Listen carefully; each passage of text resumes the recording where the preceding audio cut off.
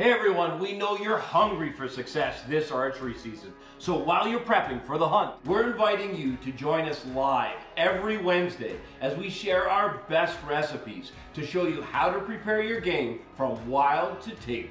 It's all part of the Bowtech Live content series to help you become a smarter hunter. Surefire Wednesdays are broadcast at camp, in the kitchen, and from the backyard. Simply text WATCH to 313131 and we'll send a link instantly to your phone when we go live. Bring your questions. Get ready to win some great gear. And we'll see you live on Wednesdays at 7 p.m. Eastern.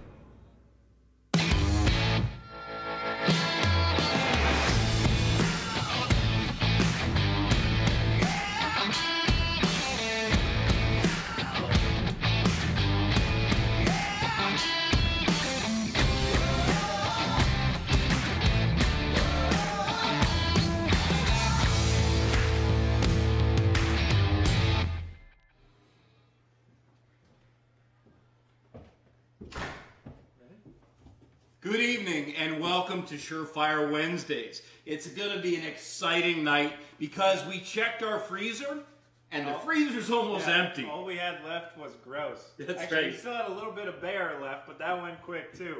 You know that it's hunting season when you check that frozen crate and you start to see the bottom of it. So this is going to be a little bit of fun. Grouse is one of those things that when you get skunked like we did, there was no black bear last fall, it kind of takes the pain away. A little bit of trout fishing, a little bit of grouse hunting, but we want to make an elegant dish here. They're an awesome animal to hunt too. Their camouflage is amazing, but Beautiful. probably some of the best I've ever seen in terms of natural camouflage, which makes these a pleasure to hunt. And you know, one of the things that's always said about grouse, so they'll stand and look at you and kind of give like a, you know, and okay, I'm going to shoot it. But by the same token, when we went deeper into the far north, I remember this big, it was a big heifer, big boy, beautiful one, and I'm looking for him, and I'm looking around, and I swear I saw him, and I look up, and he's right above me. Yeah. So listen, what we're going to do, we've got some great techniques. Like all Surefire Wednesdays, we're focused on techniques. One of the things I'm going to teach you tonight is how to make a perfect wild mushroom risotto. So it won't be long, and it'll be time, you know, if you're still foraging in different parts of the nation where you can find mushrooms, we're going to do a risotto. And then what I did, we had the presence of mind to leave some of the bird together. So we've got one where we've plucked the bird completely clean, left the feet on, we've got some of the wings on, and then we've got some, we're just talking about grouse here. Okay. Well, that barbecue's fired up with that hardwood charcoal. It's ready to go. Nice. So that gives our segue to, we're going to smoke the grouse. Now, we're going to take it off the bone. It's going to be a quick application, quick cooking. But listen, just before we get to that, you'll see we've got the old glory there, the stars and stripes. We want to just take a minute to take a moment of silence just to honor those who we've lost in Texas, and to those first responders who are working so hard to save people. So I just want to take a moment of silence here, boys.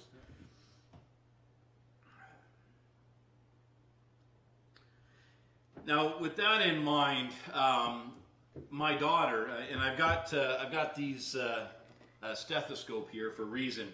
My daughter Blair is entering into EMS school this fall, so she's training to be a paramedic. So this is something that's very near and dear to my heart. Now, one of the things I think that warmed my heart beyond belief is seeing all of our brothers and sisters headed out there with their John boats. I saw Sea-Doos. Oh, everything. So listen, this is this kind of response from the outdoors community. It literally, it makes the hair stand up. It does. It literally legit. I do. Listen, thank you to everybody who's doing it. If I was less than 2,000 miles away, we would be there ourselves. So thank you for that. Now, the other thing we've got going on, you might say, what? We've got wine. So this is Surefire Wednesdays Appreciation 101. And so we're going to be talking about wine a little bit. We typically do a nice mixed drink or something like that, but tonight we're going to go back to the basics. We're going to touch on some red wines and some white wines. And the reason that we're pairing them with this dish, you know, we got some nice Cabernet Sauvignon, Merlot, Pinot Grigio, and we're going to explain to you different types of glasses. We got some red wine Bordeaux glasses, stemless, stem on. So we're going to really touch on all the basics of wine appreciation. Absolutely. And then I have an awesome recipe for you guys today for when you're getting up early during hunting season, you're tired. I got a chocolate caramel protein iced latte. So Wow. For those early mornings where, you know, you just had a hunt. This also for Mountain Ops is full of BCA, so if you just did a workout or tired from a long hike, it gets that recovery, but also gets you that early morning boost. Now, you're going to love this. So, by the way, please like, share, comment, and we'd love to hear from you tonight about anything we're talking about. Something that espresso, so you're going to be using an espresso. So, Italian, espresso means? It means to push through. To push through. Now listen, some of our good friends, now I know elk season has opened up in the west, and there's all kinds of incredible hunting going on. A good buddy of ours, Tim Glom and Nate Zielinski. I know that the Bowtech community is watching Nate. If you check in with him over the next 2 weeks, they're going to be hunting clean through, man. Even today, they posted a video on their Instagram today. They were out on public land, and last night a guy moved into their hunting area and wasn't aware of his wind and completely washed out the area of elk. So now they got to completely readjust and redo this. But that's the thing about public land is it's everybody's land. It's everybody's land. So you got a guy pitching a tent, busting your herd, but I know they'll be right back on. It's exciting to watch. One of the best things about this forum and this media is it allows us to communicate with you in real time. So that's exciting. So let's get started with a couple of these. Let's introduce them. If you don't know grouse, this is ruffed grouse. So let's get up close and personal on this bird. The first thing I'm going to do is talk about how we were able to take these out of the field and to bring them home. So the simplest way to get them out is actually, it kind of is one of those moments, the first time you do it, you really wonder, is this happening? Because the way to take them, now, if you're going to pluck the grouse, you have to do it right away. You got to do it fresh. If you wait a while, it doesn't really like to pluck, but also it takes out the skin as well. You'll lose all the skin. You'll lose so everything. The whole point of plucking is to have that very delicate skin. Interestingly enough, we plucked rock doves, and there was no problem. You pluck these, the skin is very delicate, very light. So if you're going to pluck them, it's going to have to be gentle. It's going to have to be just a few feathers at a time. Now, the way that we were successful is so I kept this breast on. So this is evidence to you of how. And you know, show them the hole too. You got the hole. Okay, 22. So the 22 did a brilliant job. And you can see there, so these were frozen. You know, you can store these for about a year. I don't recommend more than a year. So we're coming up on the anniversary of this hunt. They store perfectly, too. They do. In the so freezer. Literally what we did is we laid this bird down. So imagine laying it down on the ground just like this. Full bird. Like this. Full bird. So you can kind of imagine here. Here's the legs. And I kept this one so I could kind of demonstrate. So you take your boot and you press it gently here and here. And then you grab the legs and you gently, just gently pull up. And as you do, literally, this is what you're left with. Everything that was everything from the head, the neck, the insides, the intestine, everything is pulled out in one clean swoop, and it's all connected. So you can just toss that away, and what you're left with is your breasts of your grouse. So you can see this one has some really beautiful fat there. And one of the things that I want to show you, so we did leave this one whole, so we could kind of tie it up and roast it. Look inside there. Look at the ribs and everything. It's really it's absolutely beautiful. So I just just want to show you a quick technique. This is not going to be any different than working with a chicken. And one of the things I think you'll probably appreciate as we go through this is just how big the breast is from the grouse. And these are the tenderloins. Now the tenderloins are attached just underneath, and so they come off pretty easily. And I'm going to show you a couple really great techniques here. So the first thing you want to do, that's the breastbone. And all you want to do is just gently use a good sharp knife and just follow that down one side or the other. Yeah. All you're doing is I'm thinking about this, and we have a hunt coming up. It's a moose hunt, and all I can think about is just cutting these breasts off is how good they're going to taste when we're up there. If hopefully we get a moose. I'm hoping we do. But you got a question there, Mom? No, I was just going to let you know that we have some new viewers, one from Marion, Virginia, and the other one's from Iowa. They said hello from Virginia and Iowa. Hello from Virginia and Iowa. Good to have you with us. We're thrilled that you're here. Now you can see what I've done. I just switched my knife. This is actually a fillet knife. I thought that would work, but it's just a little on the light side. Perfect for fish, but not for this. So I need a bit of firmer blade. So once you get down to that breastbone, you don't need to slice. What you can do is literally, you see the way that just pushes off there? Presses away, yeah. If you press it, then you literally, I mean, look at that. That breastbone, that's transparent. So you're literally wasting nothing. And what you're going to come into just up here is that's the wishbone. So you fight over that at Thanksgiving. Yeah. So that's a small wishbone. That's for little wishes. At camp, you're all wishing for the same thing, though. That's right. That's it. That's absolutely it doesn't right. matter. You break it. Do you know what? Either Okay. way, we're getting a moose. You know what? I'm going to keep this wishbone. We're taking that. We're going to use it up there. We'll use it for, instead of rock, paper, scissors, we'll use the wishbone to determine who takes the first moose. So little Bay's talking about a moose. Now listen, here in Ontario, we normally, it's very difficult to get moose tags. Very difficult. But I know people who wait 10 years. 10 years. 10 years to get a moose. But what Dakota did, and you should swap out with him so his arm doesn't fail. What Dakota did is he found us a region where there was extra tags. Now, he didn't tell us that it was almost all the way to Hudson's Bay, but we're going to get a chance to make a good push towards moose. Yeah, this place that we found, it's actually, the WMU is called 1D, and I mean, there's only water access and air access. You cannot drive in. Our canoe ride alone upriver is about 160 kilometers upriver before we even get into this management unit.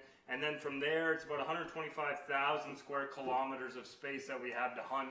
And it's all public land, and we got 3 bull tags. So, I mean, it's going to be pretty exciting. We're also going up with 2 black bear tags. Yeah. It's the land of the giants, folks. Northern Pike, land of the giants. It's going to be an episode you don't want to miss. I think 1D is for one deep or one dementia or one, like, honestly, I don't even want to, I'm not even thinking. Let's focus on this. So, first of all, I want to show you how clean that comes off using that technique. Just completely no waste at all. And this is that tenderloin. Now I'll show you why I want to take that out. I want to take that out and just gently pull that off. So I'll set that aside. That's ready to go and be smoked. And what you'll see is there's a tendon that runs right up inside there. And all you have to do, I literally use my nail and I press that against the board. Now watch this. Gently press. Look at that. Completely out. Now that will not break down. That's that sinew. So simple, eh? Oh, well, it's great for, I'll tell you, it's great for making boots, but not great for eating. So what we'll do, Cindy. You gotta shut, everybody's saying from Kansas, Ohio, Las Vegas. Oh, there we go. All right. We're going to kick your butt, Las Vegas. Oh, yeah. No. Your new hockey team's going down. Oh, let's not bring that up. Okay, but yeah. Wait till the Maple Leafs visit Vegas. Yeah. Okay. They take all of our Canadian hockey players like every other American team in the league. Okay. Well, let's not go there. Okay, so let's do it one more time. So all I did, there's that breastbone. I just follow it down one side and then just pressing gently. Now, you can be, obviously, when we're at camp, let's have a quick look. When we're at camp, we're not being as fussy. No. But let's face it, when you get this home, you've brought it all the way in. Spent a lot of time getting it. Spent a lot of time, and we want to respect the product. And let's face it, when we get it out to the smoker, the better we take care of it here, and the fewer cuts, the better condition it's going to be out there. It's going to result in a much better end result, right? Absolutely. So again, And here's that bone. You can literally see it, wishbone. the wishbone. Just literally pressing it off, and underneath. Don't even need a knife. Honestly, this flesh, it's like butter. So tender. It's like butter. So just pressing that off. Now, I understand, we don't like fussing too much about talking about GMOs and like not all things are evil here. But I'll tell you one thing. This bird lived a fine life, and then it was lights out for him in about 30 seconds. If you watch the video before we started, you'll see that was me hunting one of these birds. We were using the 22 LR. Very accurate, and with that Vortex scope, I'm telling you, man, it was easy, easy, easy. So, one more time so you can see there. That's what's left of that beautiful bird. Look at that, eh? Just literally, it's transparent, Dakota. And you can see right through that. And now I can just go to the dogs. Now we can go to the dogs. Yes, we have a question. Richard Lopez wants to know, freezing them with the feathers on, like, why? So, Richard, great question. There's no reason to freeze them with the feathers on unless you're a chef and you want to demonstrate We it. purely just did it for presentation's sake, so that when it comes out here, I mean, you can't argue with us. It looks pretty cool. Yeah, it looks very cool. You're going to get these by the dozens. Take the wings off, take the feathers off. Yes, Cindy. Oklahoma and Idaho. Shout out to Oklahoma and Idaho. you. Get all the states tonight. That's awesome. Let's see if we can get all 50 states tonight.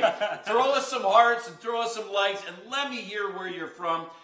We love cooking for you, and so Richard said it does look cool. it does look cool. Attaboy, Rich. Okay, so one more time, we're going to take that little strip out. So let's find where that baby is. There it is, right there. Now, if you're doing chicken or turkey, this exists in all those. So the tenderloin is kind of the least used muscle. That's why it has, you'll see there's absolutely no fat on it. It's very tender, and the reason it's tender is it has absolutely no use. I think it's just cushion. It's tasty cushion. It's right tasty cushion. So again, I literally, I just use Get my in closer. nail. It's so cool. Nice and tight. Just use that, and then you can use the back of the knife or this. Make sure not to cut through it. If you want to make sure, just use the back of the knife. Press, and then that comes out just like that. We'll tuck and set that aside. So this is the prep. Now what I'm going to do, we're going to have a couple different applications. With the breast, the full breast, they're going to go out to the smoker. Now we started the smoker about an hour in advance. Yeah, you want to get that charcoal going really far in advance so that when you go out there, we're going to do something called a quick smoke. So typically you would soak up your chips and let them soak, get them wet, and then you create a long smoke smoking between an hour and a half to 2.5 hours. Or we're going to do a quick smoke. So you see, we're going to go out there, dry chips, we're going to toss them right on the charcoal because these babies, maybe take 10 minutes to cook up? Maybe, especially because the thing is, because they're so thin, we want to get some great caramelization on the outside. In order to do that, we're going to need it to be super hot and then make sure we rest them. The one thing I want to do, like we've been doing all summer long, is I want to give this a quick marinade. The reason I want to do a quick marinade here is I want to get any of that, what we would talk about, again, we always talk about it, that gamey flavor. Want to get that out a little bit. Remember, the most important thing when we're hunting or angling is to get the people in our family and our friends enjoying this food. The way we do it is make it as palatable as possible. Yes, Cindy. California. She got a big smile. You know what? Every time we go to California, we take a run up that highway. We go to Big Sur. Well, Callie, we got some of your great wine right here. Oh, what a great segue. Let's talk about that beautiful sunshine in California. Yes. Go ahead. Yeah, so we're going to start off. You'll see we're going to be doing some glazing in a little bit when we go to this rice. And so we're going to use a Pinot Grigio for that. And the reason we're going to do that is we're going to be doing a mushroom risotto. So we don't want that red wine to take over those flavors. This is going to bring a really nice peachy flavor and finish with a really nice texture at the end.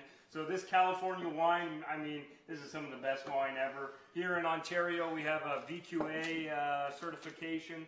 But if I can't go Ontario, I definitely go California. Okay, so what I'm doing with this marinade, I'm just putting a couple pieces of rosemary in there. And then I'm going to take some lime. Now, because it's a super quick marinade, I'm not just going to take and put the slices in. I'm going to zest some in there. Yeah. So I got a microplane, and literally I'm literally going to go right in with that beautiful zest. Now, there's nothing like citrus zest. You'll see how often we use it. The oils in it are like, I would say, what, 5 times as strong as the juice? Oh, and So just much more zesting it, powerful. it smells so incredible. So I want to make sure we get all that. And Code, what I'll do is I'm going to get you to, so just a little trick, just before you use the citrus for juice, I'm going to give it a quick roll there. Slice it in half. You can squeeze those in for me. So that's going to be our liquid. Now that high acidity of the citrus is going to give us a little bit of a quality that'll break it down a little bit. Got some garlic here too. And what we'll do is literally just trim off a piece of this garlic. And the thing is, keep in mind that if you're going to do a quick marinade, you need to think about the fact that you got to get the flavors going. Exactly. And You don't have a lot of time. Yeah, I'll show you this, guys, real quick. I got to If put you're one doing more something, thing in there. yeah, if you're doing something like this, a really easy way so you don't slop a bunch of stuff over your bag if you're going to bag something, is just to take it and roll that top inside out. That way, as you're dropping stuff in, if it splashes up on the edge, you're not getting it on that outside. So when you do flip it up, you can close it up and you're not covering that entire outside of the bag. Especially in the commercial kitchen, we always make sure to do that. It'll keep it's HACCP. It's a critical control point. It makes sure that you're not going to transfer anything that you don't want in there. So I'm just putting some slices in there. Yep. You know what we should hang there. Talk a bit about your wines. I'm going to see if I can find some ginger. Some ginger, okay. Yeah, so we're going to be touching on some other red wines here. You'll see we have a Cabernet Sauvignon and a Merlot here. So two very different wines. If you're a white wine drinker and you're not quite into red wine, a Merlot is a great place to start because it's a very light wine. It's very fruity. palatable. You Yep. know what it is? The tannins. So a little bit about the tannins. So to make a red wine, the wine juice macerates with the skin, and it's based on how much sugar there is. Yep. And how long and how bold those tannins are that come from the skin. So you know with a Cabernet Sauvignon, we always talk about big Cabernet Sauvignons. That's because the tannins that come from the skin give you a huge punch. And yes, Cindy. New York City. New York City. Welcome, New York City. And Donald said beer works just fine, Kansas style. Yes, it does. It does. Beer Absolutely. works just fine. So what we want to do always with Surefire Wednesdays, in anything we teach, we're making sure to make this palatable. So we do beer, we do whiskey, we do bourbon. As a matter of fact, I challenge you to find an alcohol, whether wine, beer, or spirit, that we're not going to use. Yep. So a quick peel here. I want to be able to just take this. Now you can do this with a spoon or like I'm doing here, just with a knife. Just going to take that skin off the ginger, that ginger. Now, what am I going to get from this ginger? You know. Oh, you're going to get some of that nice sweet heat. And it's really nice. It's kind of a mellow heat, but it really gives it a really nice flavor, right? Yeah, so one of the things we've already got going here in this marinade, so we've got some beautiful fragrance from the rosemary and from the garlic. But we didn't have a heat element. Yep. So immediately I'm like, okay, we got to get some heat in there. So let's put this in there. And you know what? Let's open up that white wine. White wine, okay. We'll put a little spot of it.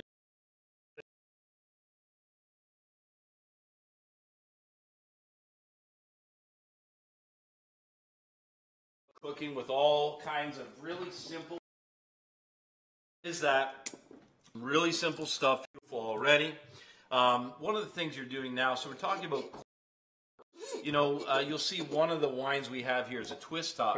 That used to be the mark of an El Cheapo wine. Not anymore. Not really. anymore. No. So there's a lot of things, there's a lot of really good wines that are using that. And so don't think that that's a mark of a really cheap wine. Little trick, when you're popping a cork, you're not actually, that sound that you hear when you pop it? It's actually not supposed to do that. Come in close here and I'll show you what it's supposed to sound like. When you get it to the top here, what you're supposed to hear is a kiss. So you hear just a... And that's it. That's just it. a little bit. So just a little bit of that wine in. Don't need much. And then what I'll do, now notice I'm not putting any salt in here. You might think the seasoning of salt would be a thing to add at this point. I want to avoid using salt because I don't want to start cooking this yet. And the great thing about using a bag like this is that you can get all of the air out. There we go. And I know that all those flavors, they're going to start to combine. So I'm literally going to take that. If I was going to be any more than about 20 minutes, I would take and I would put this back in the refrigerator. Yeah. Remember, if it's got to be kept above that or below that 4 degrees, which is 40 degrees Fahrenheit. 40 degrees Fahrenheit, in order for it to be food safe. But because I'm going to be smoking this, I'm just literally going to take and set this over here. Get ready for the grill. You know what? I'm grabbing this. I just passed this for a second. We got to do a little shout out here, and it's one that is really important to us. So he is a Bowtech ambassador. And a huge mentor in our family, because we've got quite a few ladies in our family who are joining the hunting crew this year, and she's quite an inspiration to them. Well, I know she's holding that her bow there. The signature bow. That's the bow my wife has. Now, I was fortunate enough to be part of the team that had a look at her book ahead of time. So that was a great honor. This book, you'll see by the irregularities here, that made it to my bedside table. So. Eva is going to be live tomorrow at 12:30 p.m. Eastern time, and she's going to be giving away one of her new books on one of these on Bowtech's Facebook page. So be sure not to miss it. If you don't want to miss it, be sure to text WATCH to 313131, or if you're in Canada, WATCH to 393939, and you won't miss it. Yeah, it's a great time, a great opportunity to chat with Eva, maybe get some questions answered. I'm not exactly sure what they're doing as far as the live goes. But, you know, she's an incredible, you've seen her, the baby, Lenny, incredible mom, wife, mother, cook. Huntress. So don't miss that. That's going to be really worth watching. Okay, so let's talk about, we got that marinating. Now, I think what we'll do is we'll get started on the risotto, because that takes a little bit of time. Sounds good. And so what we're going to do, you'll see what I've got now. When you're doing risotto, let's talk about pan selection. Yeah, good switch out. So pan selection, use a pan like this, for example, okay? So a little deeper, less width. But what you want is you want a pan that's similar to this. Something that's got some width. And I'll tell you why. When you're building a risotto, you're going to want to add stock in and ladle it in as it's heating. So the first step for me is to get this on, and I want to get the stock going here. So it's important to have a hot stock. So you can use, if you want to keep it totally vegetarian, you can use just a straight vegetable stock. But what I'm going to be using here is I've got some nice chicken stock. So I'm going to throw that on high. I want to bring that up to temperature. Next thing we're going to do is we're going to do a little bit of prep here. So with that in mind, what can I do? Well, I'll tell you what you can do. So we've got some beautiful mushrooms here. What you can do is just stem these. I'm going to need about 6 of those, and stem the others here as well. Okay, so we've got some nice shiitakes, and those are just gorgeous. Sounds good. And what I'm going to do, and I'm going to need some elbow room here. Yeah. Did I cut you? No, oh, good. That was close. Okay, so I'm going to need some elbow room. So let's go over. See what happens when you get in his way in his kitchen. He starts throwing knives around. One of the things you want to do, start with a really nice fresh yellow onion. Just trim the top. Set that aside. And then trim the root. You want to get rid of that right away. Then you can see that's a root tip. I'm going to take and slice that perfectly in half. That reveals the beautiful petals of the inside of the yellow onion. And then I'm just going to take a few layers off. The fresher the onion, the fewer layers you need to remove. Sharpen the knife, the less you cry. Yep, exactly. Yeah, so one of the reasons that if you have a really dull knife, what you're doing, imagine the cells inside the onion. What you're doing is you're cutting those with a blunt edge, and rather than slicing through them, you're, imagine like breaking a balloon. So you're getting that, it creates like an aerosol that goes right up into your face. Not good. So the next thing is, now this is the root part, and this is the tip. I'm just going to take my knife, and I'm just going to draw. Look at that. Just draw back. See the motion? I'm pulling back towards myself, and what that allows me to do is to slice without going through the tip. Notice I'm keeping my fingers tucked back, and that's just for safety. It also allows me to control that. Now have a look at that. That beautiful onion is nicely sliced. Now fanned out, that's right. Now with my hands up like this, I'm going to make a pass and just slice through all the way back to that root tip, and then watch this. The nice thing about this, especially with risotto, so I'm going to talk to you just a little bit about this grain of rice, and you'll notice that this onion is smaller than the grain of rice. Yep. So for risotto, it's really important to use a short grain or arborio rice. So this arborio rice has high starch content. You might think when making risotto, and if you've never had it, it's the most creamy and rich and delicious. This makes, honestly, it makes beautiful savory dishes, but it makes my family's favorite. Oh yeah, it's awesome. Yeah, but the best thing to do with this is risotto is my favorite to pair with anything like chicken or grouse, anything that's kind of like that type of meat. This rice tastes amazing with, and doesn't actually take much longer. I know some people have a hard time with rice, but if you just watch this episode closely tonight, take a few notes, write things down, you'll see just how easy it is to make an amazing... Oh, okay, sorry. He needs elbow room. So again, drawing through from this is the tip, this is a root, making sure not to cut through that root, and then just a quick pass through. Don't cut yourself. And then again, that fine dice. This is something that is simple to do. Now, with that done, what I want to start with is I want to start with the mushrooms. So I get over here to the stove, and I turn that on medium-high. And I want to start with some butter. So it's important, especially when you're working with mushrooms, to work with a hot pan. There's so much liquid in them, we want to make sure to get as much of that out. And so we'll press this up here. And I'm going to do this in a couple steps, just because I want to have, the mushrooms, if I cook them and leave them in when I'm doing the risotto, the problem is that they're really going to turn into kind of a mush. And what I want to do is I do want to saute them. I want the flavor, but at the same time, you know what I want? I want to see them, Bay. Yeah. I want to see clearly that cross section of the mushroom. It makes it taste so amazing. Mushrooms are so beautiful too for presentation. You saw that bird, those breasts that we are marinating right now. And if you have guests over, your freezer's getting low, you pull these birds out, you want to impress your guests, and this is one way to make it absolutely beautiful. Now, Surefire recipes are all about using fewer ingredients. I think it's really important to make something simple, to use fewer ingredients, and you know what? You don't have to use expensive ingredients either. Oh, no. It can be inexpensive ingredients, and you can have all kinds of freedom to do whatever you want. Some of the stuff, if not most of the stuff, is stuff you can either grow or find in your backyard. You can plant onions, all the different kinds of stuff that we use in these recipes. Well, especially when you're talking about like garlic and shallots, you don't even need a big backyard in order to be successful with that. How many mushrooms do we want in this? I know Alicia, my daughter-in-law, is here with us tonight. She's moderating. She keeps giving me the eye when it comes to these mushrooms. I know how much she loves it. And of course, you can make this dish without mushrooms as well. Yeah, definitely. Okay, so we got lots of mushrooms going on there. Pan has now come up to temperature. Let's get a little bit of butter in there. Want to make sure to get some flavor from the butter. So we'll put about a tablespoon in. One of the hallmarks of a really good risotto is good flavor development and timing. So you see now my stock has come up to temperature. I'm just going to turn that down a little bit. I just want it to be warm. And in goes as well olive oil. Olive oil. Beautiful, fragrant, late harvest olive oil, nice and peppery. I just love it.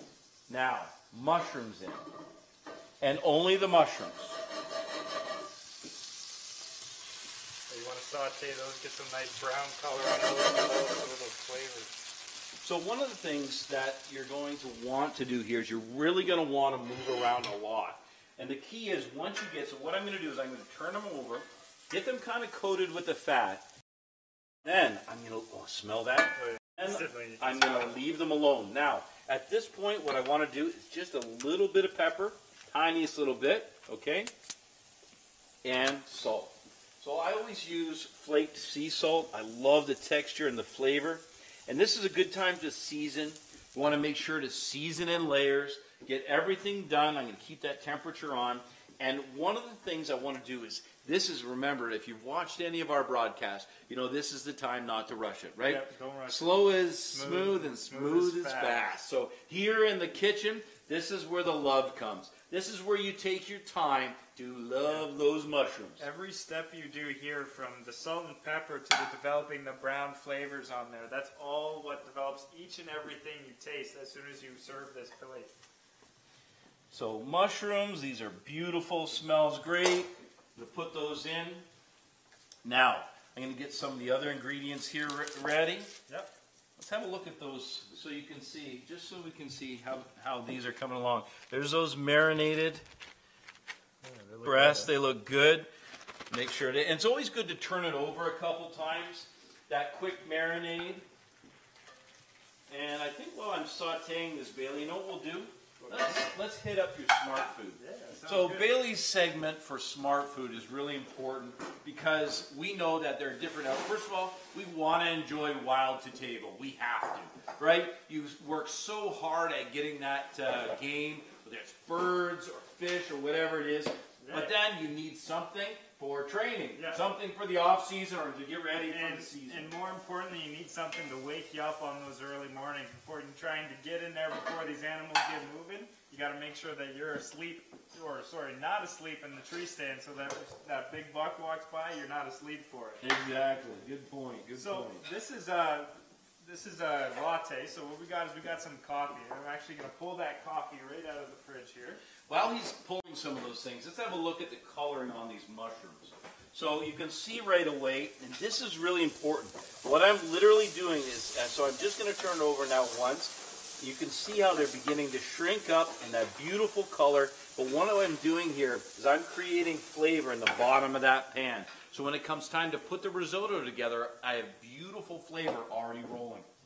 Okay, so what I got here is I actually took the time ahead of time to freeze coffee. Nice. So what that does is... That's espresso, right? That's espresso, yeah. So if you put a bunch of ice in your drink, it tends to water it down a bit, kind of like when you pour a nice pop and you leave ice in it, it kind of turns to water. I drink pop. Personally, I don't drink coffee. These guys hate it because they go through about 8 of these a morning while I'm sitting there. We're going to convert you. They're trying to convert me, but I got those frozen coffee. And what I'm going to do is I'm actually going to toss all of this ice in. Because what I want this to become is kind of like a slushy almost. And that's going to be perfect. Then I'm going to take this coffee. You can make as much coffee as you want. You know, it depends on how many people you're trying to serve here in the morning.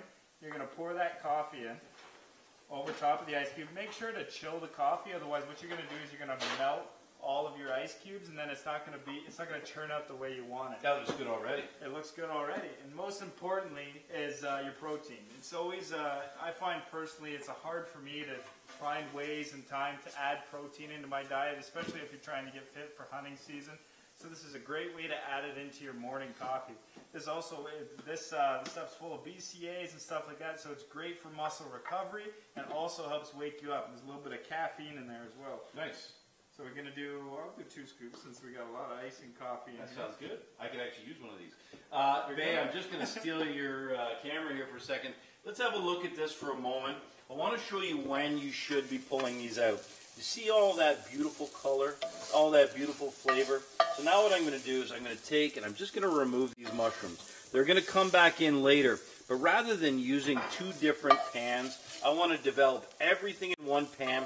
Let's face it, it's going to taste better, the cleanup is easier, and I don't want to miss a single bit of flavor as I'm developing this. So with that out, now I'm going to put a bit more olive oil in that pan, and then it's going to be time for my mushrooms to go in. So olive oil in, and I'll just turn that down just a little bit. We'll just keep it on medium heat. And then, what's that? I can smoke the grass over here. It's got smoke going. And then we'll put those that beautiful onion in. Oh man, it smells so good. It just, you know what? Simple cooking from scratch, that's by far the best way. So now I'm just going to move this around, put that through the pan, and I want to develop a little bit of flavor here as well. And you'll see when I deglaze this pan exactly how much flavor I've developed. A little bit of seasoning, and we'll let that saute for a minute. Okay, Bailey, back to smart food. So I was gonna add some milk to this, but I only like to add milk as needed because I got a lot of coffee in there. So now all I'm gonna do is I'm gonna flick this on. And dairy's good, but honestly, sometimes dairy is very hard on the stomach. Actually, I find if I drink a lot of dairy, that it really kind of upsets your stomach, and it's just not really good, especially early in the morning. If you're going to be active or anything like that, you don't want to throw anything that's going to upset your stomach. I want you to get real close on this coat so that they can see as this blends together. It's going to look amazing. Ready? Now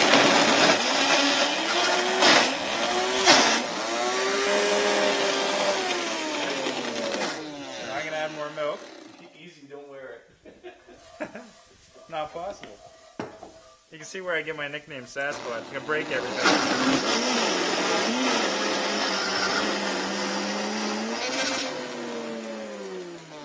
Okay, Cody, while he's finishing that up, I want to show you. So this is where, at this point, these are beginning to saute. And what I want to do is I want to saute those till they're just translucent. So I want to add some color, but this is the time. If I'm to jump ahead now and to put the rice in, what happens is I get ahead of that process, get ahead of that flavor development process by trying to add something or trying to rush it. If you want to make exceptional food, the key is pacing yourself, taking some time. This risotto should take you about 20 minutes from start to finish, and the key is just give it a little bit of that time. Okay, so that's coming along nicely. Let's have one more look at how you make it out there. Oh, it's good. We're ready to go. Is it completely done though? Oh yeah, it's Yeah? slush. Okay, That's slush. slush. Okay. It's kind of like an ice cap. No, it's that's. Oh man, look at that. Oh gosh, that's beautiful. There you go. Oh man, that's awesome. Give that a try. I think. It's like adult slushy.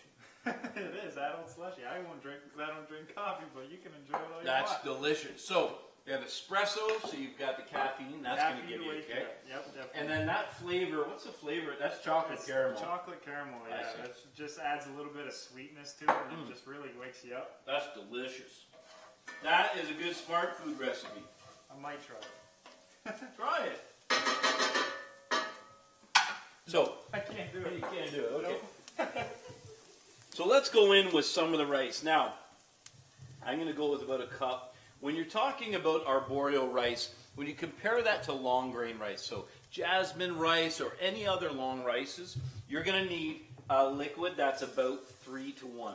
So I'm going to start with a couple cups here. And there's no rush to get liquid in. And I'll tell you why.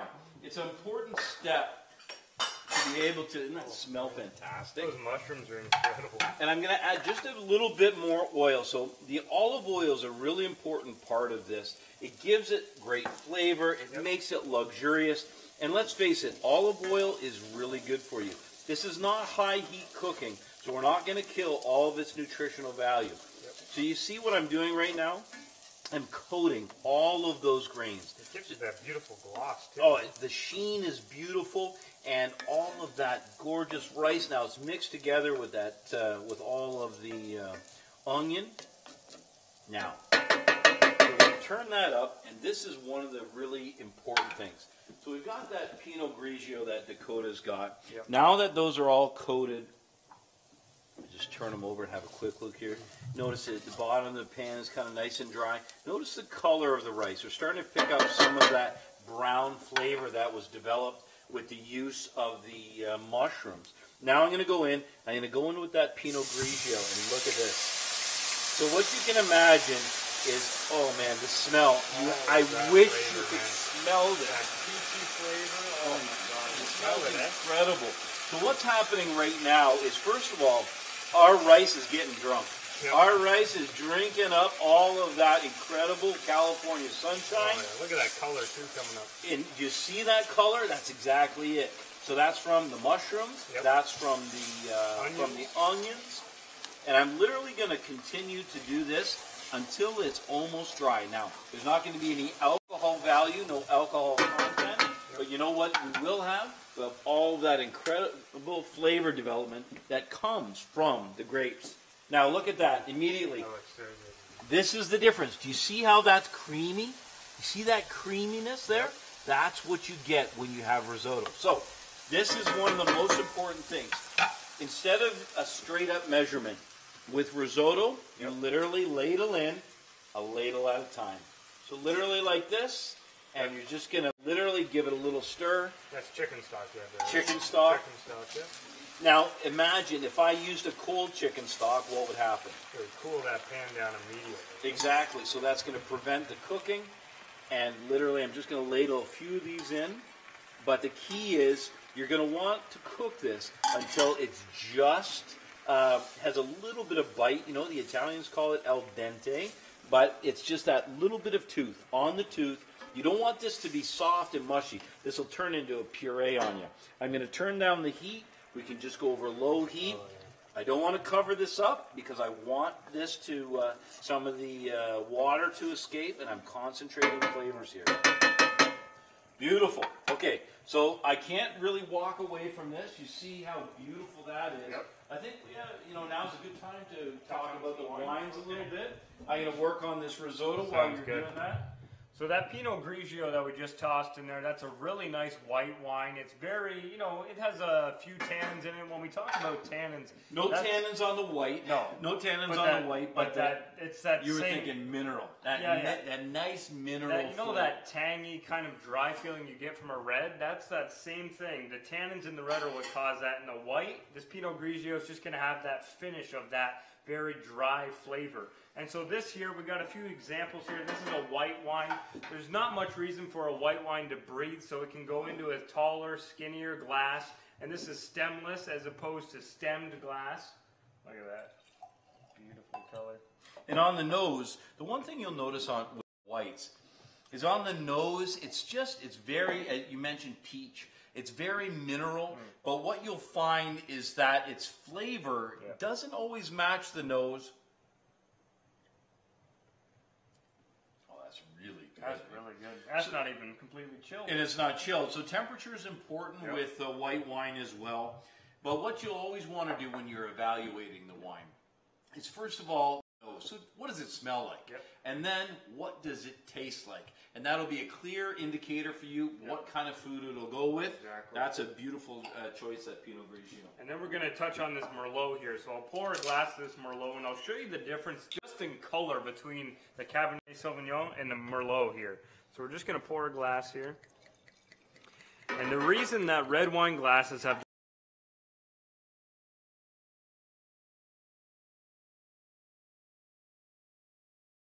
show you an example of a decanter. So if you have a big group of people coming over, you're going to want to decant your wine. So pour a whole, aerate, and come to life. All those flavors will actually start to mellow a little bit out of the bottle.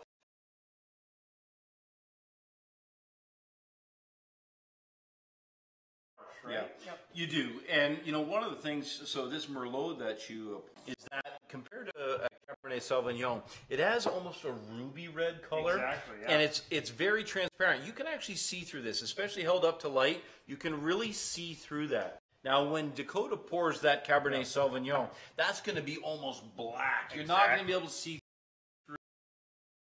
It's a simple technique. This little rib that's actually on the top of a bottle here, that's where you want to run that knife right across that, and then twist that off, and it creates a really nice presentation on the bottle. You're not taking that entire foil off. Just toss this out here.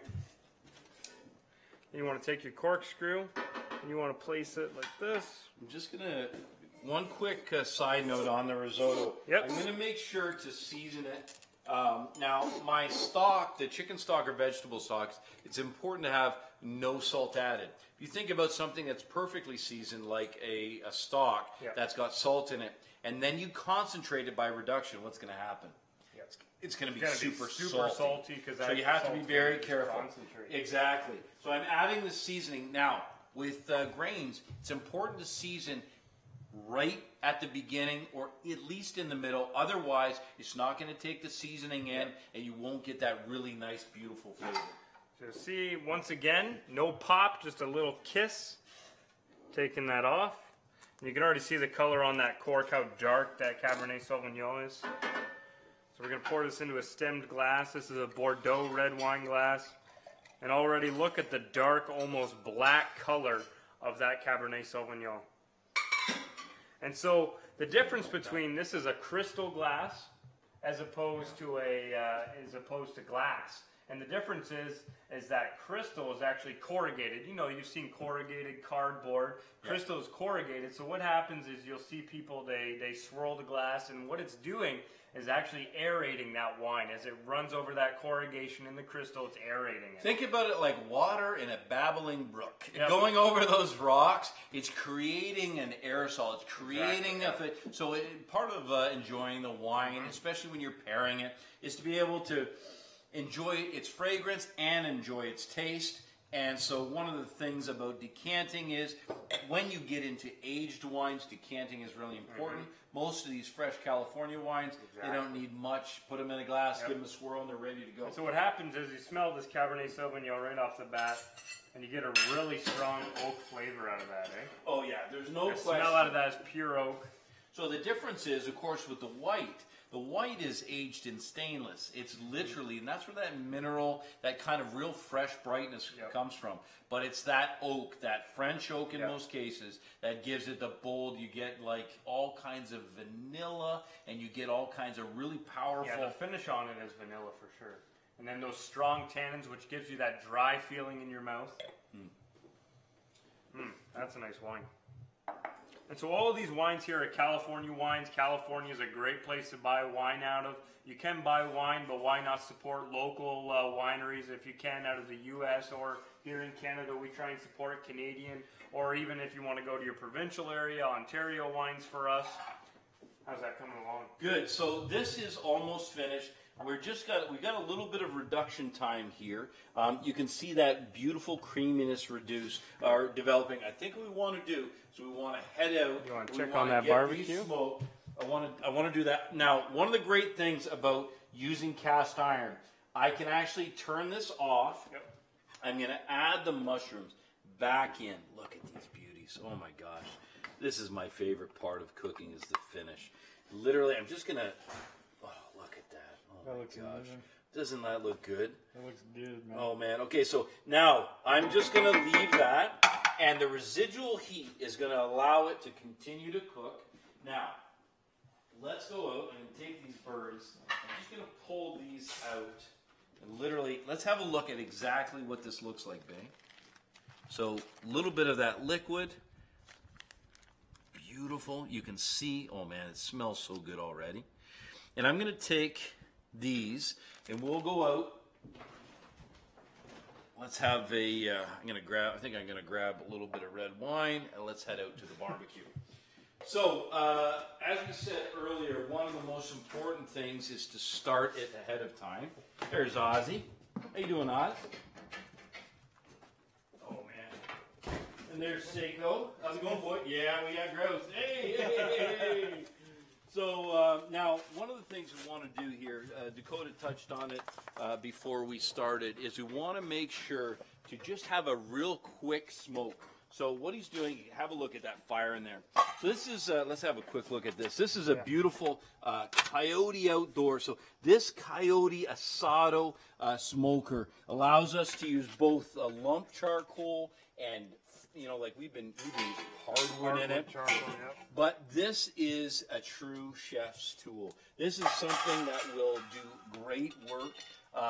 It'll make short work, actually, because the way it holds the heat, the way that it allows to control the temperature. Just check this out. Look at this. Look at this Firestone here. That just holds so much heat alone. So we're going to take dry chips, and that's going to go directly on. That's going to immediately start to smoke. Oh, and the smell, that's apple wood. So we're apple wood smoking this roast. We got a little flame going in there. We got flame going. It's a hot fire. Oh yeah, she's going hot. Take a look at these. Look at those bad boys. Got that white wine in there. So we're literally, now one of the important things that we've got here with the Coyote is that deflector. Yeah. So I've got open flame underneath, but that deflector stone, which is made essentially out of a pizza stone, that's going to allow me to be able to cook in no time. Let's close that up. Yep. And you want to know what? I'm going to grab a little bit of oil. We're going to season that grill. Sounds but you can talk a little bit about our giveaway starting on September. Actually, if you want to grab it. Yeah, yeah.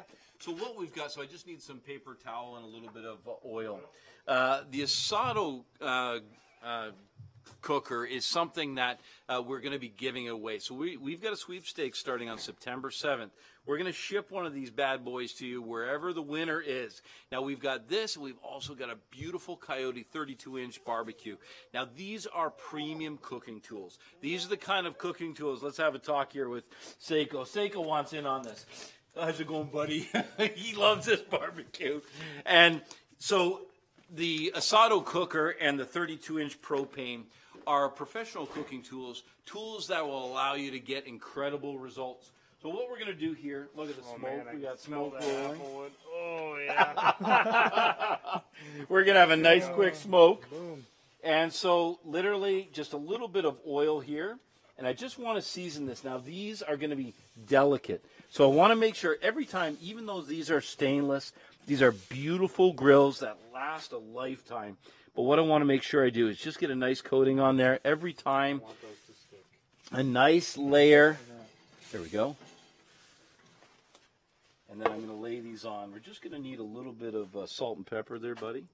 So I'm going to go presentation side down.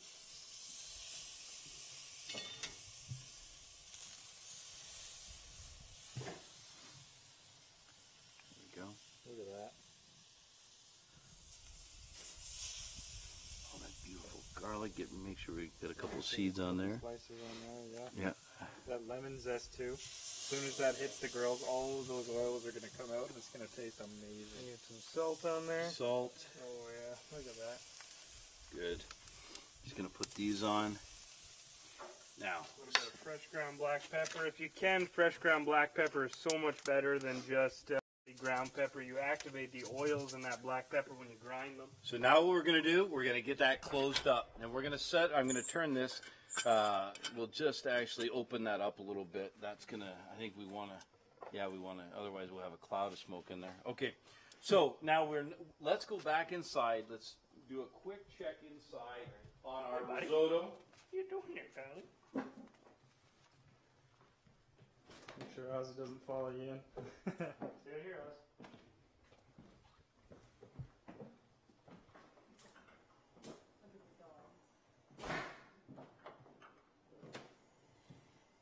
Okay.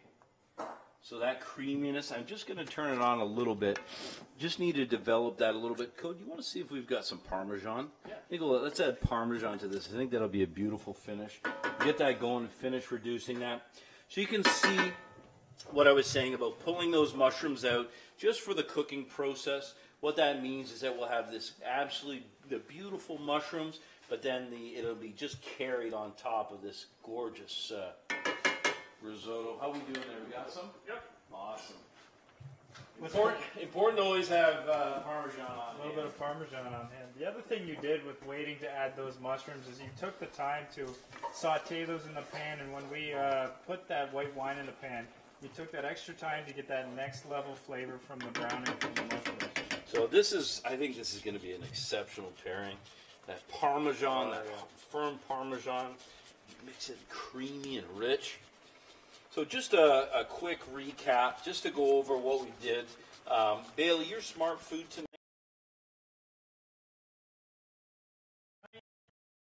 What we did is we did a chocolate caramel. You gonna take it? Yep. Yeah, you got it? Yep. So tonight what we did is we did a chocolate caramel protein iced latte. So what we did is we took some ice cubes and then we took some chilled coffee that we made earlier and we put it into a blender with a scoop of protein from Mountain Ops, and then we blended that up, and what we ended up with. You know what? Fire it up again. One more time. Make the consistency really nice. And then let's get another clean pour on that. I want to see that. Yeah, definitely. Get her going.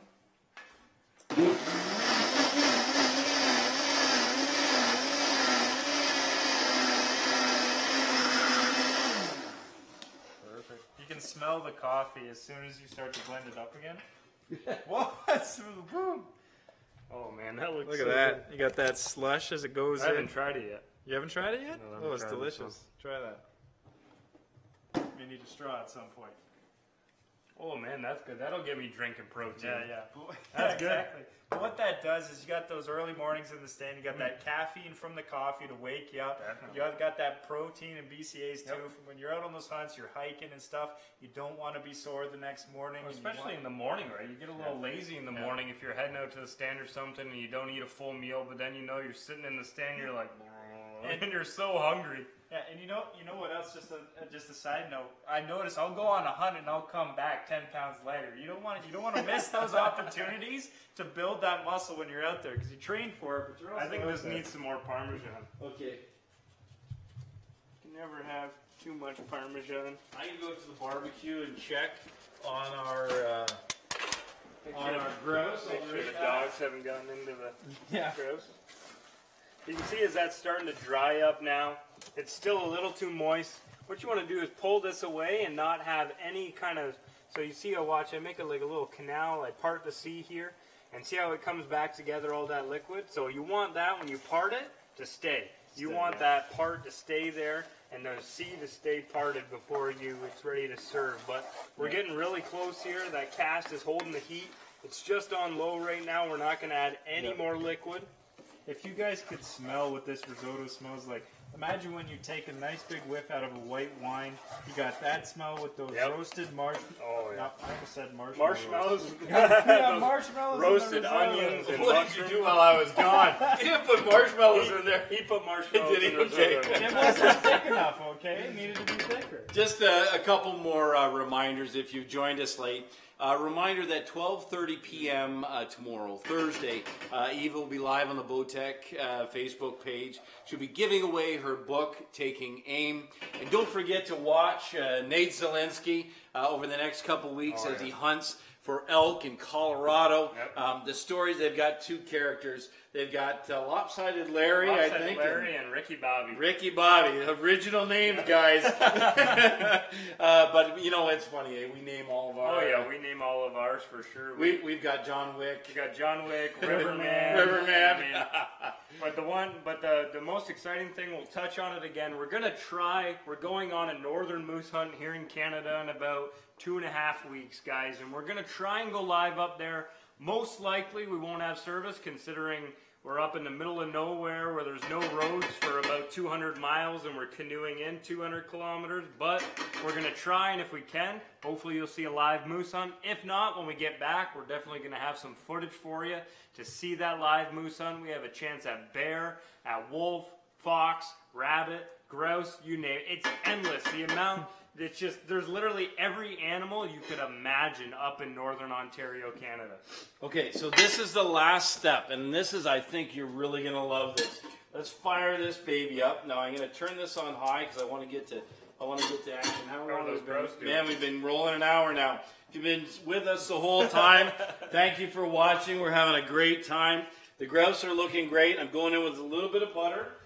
We had a question there. Why the kiss on the wine as opposed to the pop? Just purely for... No, it's just for serving. Just for service. There's no practical. It's just not, if you're at a restaurant, you don't want... Unless you're doing champagne, you don't want a bunch of popping going Even on. then, you don't want to pop. Yeah, it's just more elegant, Yeah. right? So that's why. No technical reason. Just that's how you serve in a restaurant. So what I've got here is, you'll all just love the fact, and imagine for yourself, you've got this beautiful grouse, and then what we've got, we just slice these open, so you've got figs. So figs are sweet. These are California figs too. They are. They're slightly sweet and savory. So what I'm going to do is, we've got a little bit of heat. We've got this beautiful risotto. And what we're going to do is we're going to sweeten the whole deal up by adding just a little bit. I'm going to use a little bit of this. Just give me a crack at a little bit of that. Just a spot of it. Yep. Awesome.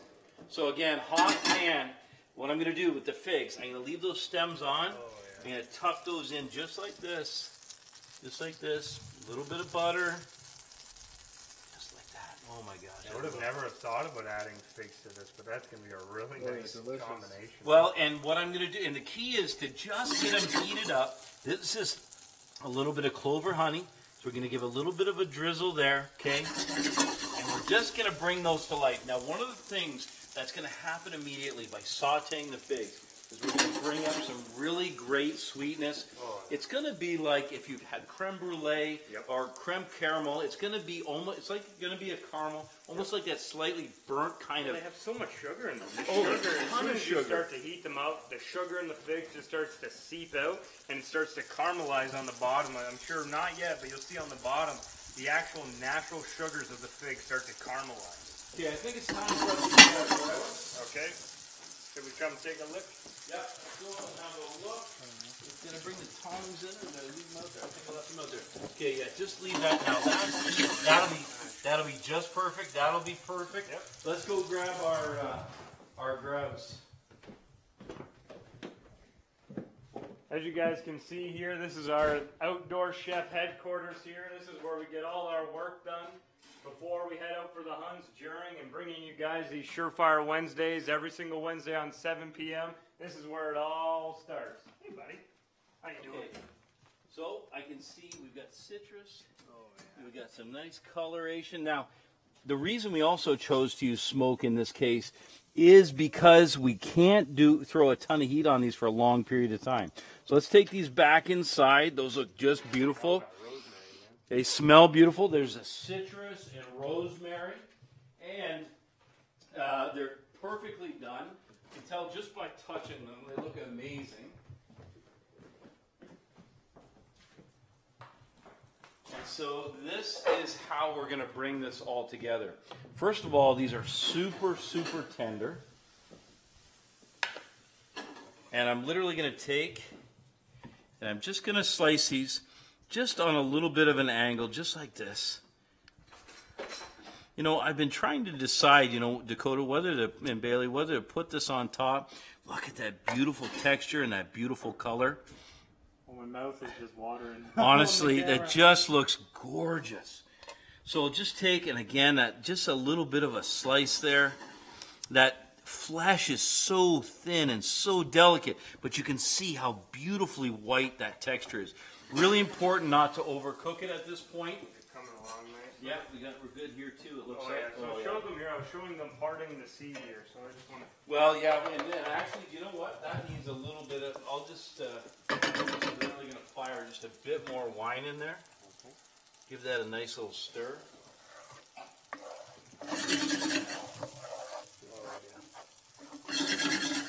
So we're getting nice caramelization here. So you guys can see now as I go like that and part that rice, it stays together and doesn't come back in. Just slowly starts to creep. That's your perfect consistency right there. Oh, it smells so good in here. Oh man, as soon as you add that wine, the heat just activates it. So what we're doing, every time we do a Surefire, so often it seems like we don't get a chance to finish it. So we're trying to select recipes we can finish in real time. And if you guys have any suggestions, anything you want to see, let us know. We want to do recipes that you guys are having maybe a little bit of trouble with or would really like to see. So let us know what you want to see, and we'll do it for you. This grouse was actually a recipe request from, I Yeah. think, our third A few weeks Surefire? ago, yeah. Yeah. What? And then we're just getting to it. Got to the bottom of our freezer. Look at that, eh? So I think what we'll do with this now is let's hit that with Parmesan on top. Okay. There you go. And then we'll see how these beautiful figs finish. You see this little tool that we're using, guys? It's called a microplane. It's a very, very, very fine zester, and it works really nice for things like lemons, oranges, Parmesan. Oh yeah, look at those figs. So you can see the figs are nicely caramelized. I think we'll just literally, honestly, I think they're going to be so good. So this little bit of sweetness is going to be a beautiful fit for the grouse. This is a great way, you know, wild to table is a very special thing. Man. It's a special thing because, you know, we were able to, first of all, locate these birds. We were able to hunt these birds. You know what I love with wild to table? what I love with Wild to Table is that every single time you go to, so this is a grouse that we killed about a year ago. Almost a year ago. Almost a year ago. And so every time we go into the freezer and we pull out something that we took from the wild, the stories come rushing back, the memories come rushing back. So every single time, whoever you're on the hunt with, those memories come back, and that's what's, you know, if you get your meat from the grocery store, all you remember is walking down the meat aisle, grabbing it out of the cooler and putting it in your cart, right? Yeah. And I thought, you know, to be honest, I thought the whole, I've heard, you know, before, now keep in mind we're new hunters, so we're, you know, a couple years now. So I always heard hunters talking about getting their meat. I was like, how much can you possibly take? And then I'm like, okay, hold on. Moose, you know, 600, 700 pounds of meat. Between the six of us, the 3 guys and 3 gals, you know, we're going to have 6 whitetail. 700 pounds of whitetail meat from all of our family. And for Canada goose and duck, based on my shot getting better, we're going to have a lot more also in the freezer. So, you know, it's a choice. It's a great lifestyle. It is. And as a professional chef, I can assure you that if you're just new to hunting, or if you're just getting into it, or even if you have a hunter in your family, but you just have never really enjoyed and actually we got to try this too, right? Oh, yeah. So it looks beautiful, very rustic dish.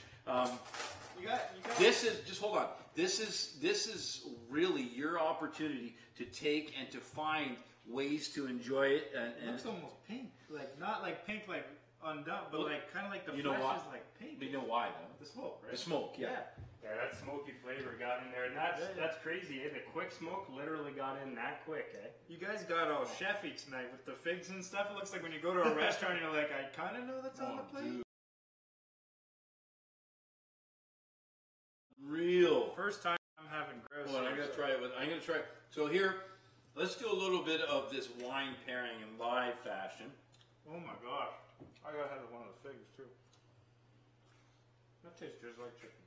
Yeah, literally tastes like chicken. So yeah, I call it the chicken in the woods. So now let's just do this. We have a few more minutes. Let's just talk about this. So let's talk about pairing this. So you got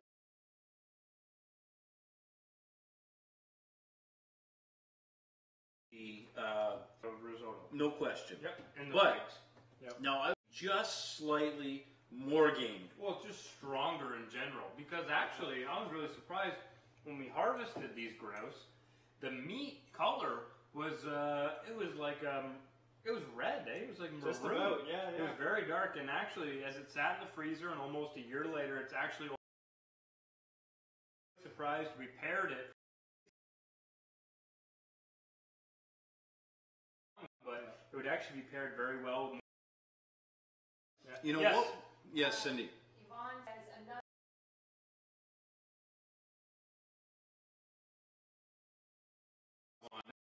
Sure. I forget. I'm doing all the channels, so I forget who said it, but somebody said we need smell-o-vision. Throughout the 3 of us, we got a brain, so we're working on smell-o-vision, trying to get it done. If it does come out, guys, just know it was us. Yep. So, you know, I'll tell you what I really feel on this is that their Merlot, the Merlot overpowers this. Yeah. It tastes great. So the cab would definitely. The cab would not be a selection. So, one of the things about Surefire Wednesdays we've committed to is to doing wild to test them in real time, right here in front of you. That's what makes it exciting. Yep. So, my evaluation of this, I don't know what that is. I think it's a feather. Is it a feather? Yeah, it's okay. I just wouldn't eat it. I thought it was a pellet. No, it's a pellet. Look. Well, it can be a pellet. I shot it with a 22. Okay, anyway. What? Refocus. So, wild game. I'm being cautious. Yeah, that's right. What I would say is that the risotto, the figs with this too. Yeah, the figs. This combination of flavors together. So even a Chardonnay would go really nice with this. Eh? Yeah, Chardonnay. A little bit more bold. Yep. So I'm literally, let's just take, I'm going to show them what a bite looks like. Yep. So this. Best bite. This is the bite. And what I got it? Yep. Good. So that's the bite. And just want to do a quick, one more bite here. Just a lot more. One more bite's coming out of here. Let me tell you, figs and grouse and risotto are a good thing. Perfect mix. A very good thing, and just I don't know. definitely white. Yeah. Definitely white. Who cares? We're gonna drink it. Okay, so we've had your attention. Absolute pleasure. Listen, we've been going live to a lot of channels tonight. We want to say hi to every single one of you, to our Fearless fans, the Outdoor Chef fans, those watching from Coyote Outdoors, from Bowtech, Yep. Diamond, Excalibur, Bowtech Women. Every single one of you are incredibly important to us, incredibly important to the Outdoor Chef and to what we're doing, bringing wild to table to you every single week. So with that being said, for Bailey Yep. and for Dakota, who's gone out to check on the barbecue, and for myself, our entire family, we want to thank you for watching. Thank you to all of our really important partners. Without them, this would not be possible. And here's to all of you who are in the field tonight, who are enjoying the hunt and the pursuit. Yep. There's nothing like it. And if you've never done it before, let me tell you, from a hunter who's brand new to all of this, just a couple of years, let me tell you, if you want to tap into something that is so special, if you want to tap into the outdoors in a way that you never expected, take the time to go down to your local archery shop, find yourself a bow, see what it feels like to put something precision in your hands, to put a grouping an inch apart, 40 and 60 yards downrange. See what that feels like and how it changes you at a cellular level. It changes who you are. Yeah, Mom? You got a question? Dustin said I would do the dishes in exchange to eat one of your dishes. That rhymes. Thank you, Dustin. Thank you, and to all of you out there, keep hunting and enjoy your week. We'll see you next week, 7 p.m. on Wednesday night for Surefire Wednesdays. Thanks for watching. Now we're going to finish all these grouse off. Yes. What the fig? Enter into a meat crisis here. Hey everyone, we know you're hungry for success this archery season. So while you're prepping for the hunt, we're inviting you to join us live every Wednesday as we share our best recipes to show you how to prepare your game from wild to table. It's all part of the Bowtech Live content series to help you become a smarter hunter. Surefire Wednesdays are broadcast at camp, in the kitchen, and from the backyard. Simply text WATCH to 313131 and we'll send a link instantly to your phone when we go live. Bring your questions. Get ready to win some great gear. And we'll see you live on Wednesdays at 7 p.m. Eastern.